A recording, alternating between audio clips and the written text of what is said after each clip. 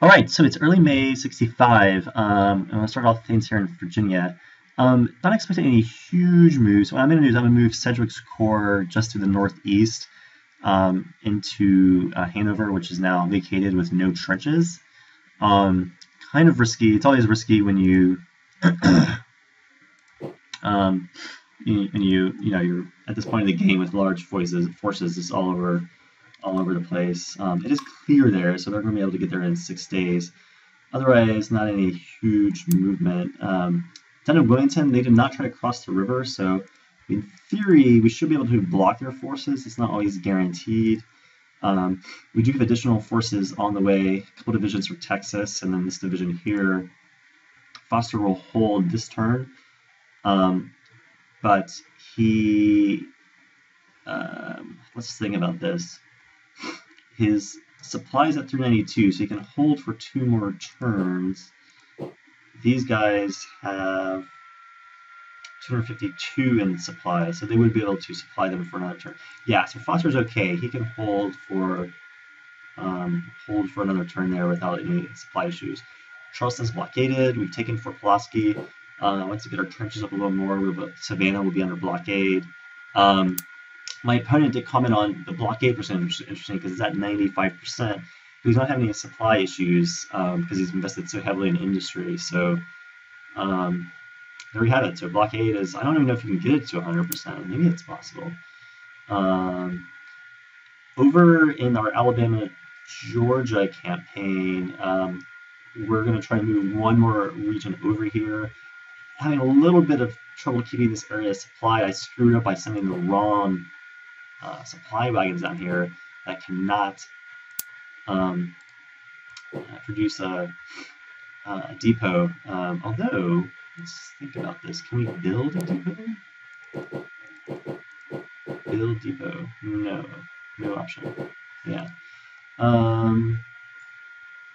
Yeah, so we'll see what happens here, but I feel like the defensive position is pretty strong, and then once we get over here, we can sort of threaten a Milledgeville as well, which is a plus. Nothing too much happening in Louisiana. We're out of our cavalry division's out of supply, so it needs to go back to Marshall to resupply. Then we'll move on Dallas and take the cattle ranches there. Johnston is still here. Obviously, doesn't really seem to have any supply issues. I don't have enough visibility though to really see. Out west, we're trying to get what's the word? We're trying to make the situation in El Paso a little tighter. And so we're going to take the forts to the southeast and try to basically have El Paso completely surrounded by Union territory. These are pretty much the highlights. We are still doing some recruitment, but this turn we're getting some replacements. We don't have enough money. It's actually currently our big issue. Okay, so let's run the turn and see what happens. I really hope we're able to hold Wilmington this turn. If we are, then we're able to hold it next turn because it'll be significantly reinforced.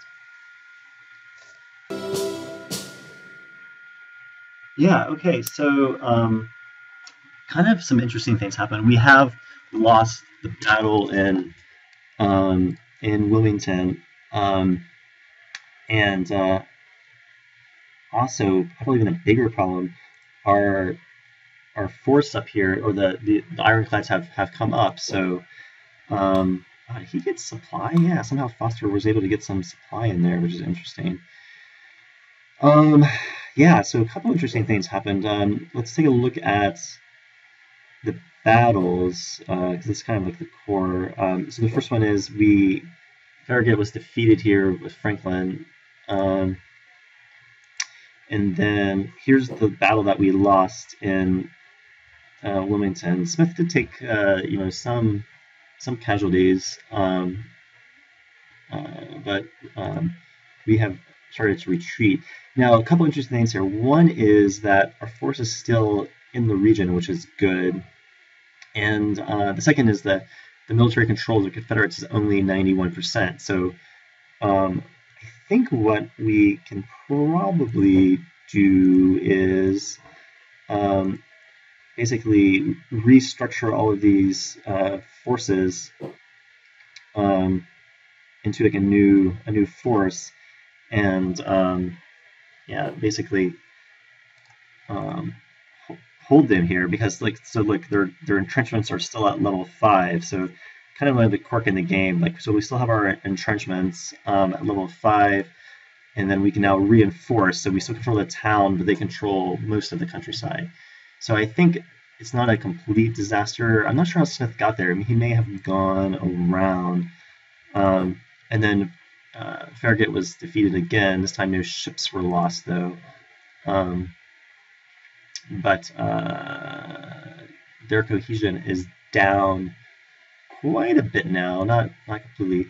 Foster did get in some supply somehow. I don't think this is a harbor, though, so I'm not really sure how we got some supply in there. So the good news is that Foster now has enough supply for 3 turns, which is a definite plus. So Foster has options. He has pontoon boats with him, so he can go here through Fayetteville and cross the river, for example.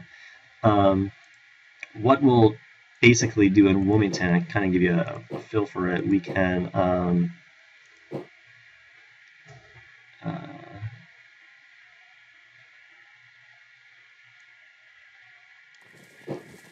yeah, so we can really bring in some significant forces here to reinforce Newton's core. Yeah, and we can play around with this to see what the best what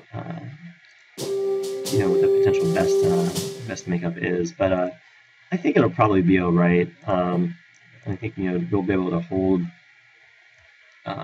We'll be able to hold Wilmington. Yeah. So we'll take a look, see what the options are.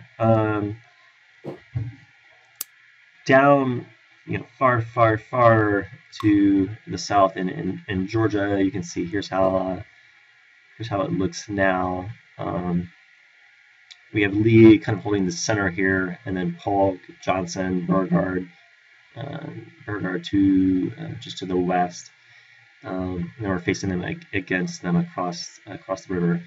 So we didn't lose any national morale from battles. So it seemed like at first a disaster, but I think Wilmington is going to be okay. I'm not as concerned about it now. The other kind of big move was we've now come up here, and you can see that Forney is here in the middle. So they're holding that line. It looks like Charlottesville's been abandoned, so should be able to come down here, move into Albemarle, and then take Charlottesville, which is another strategic town. Let's go take a look at El Paso.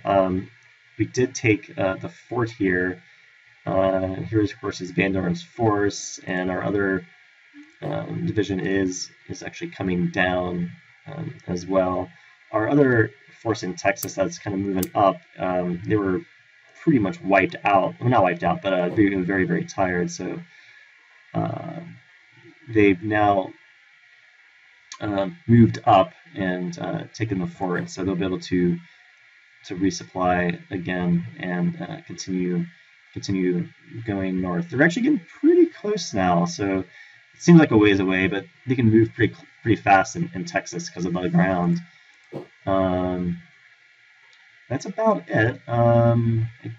Let's see if there are any.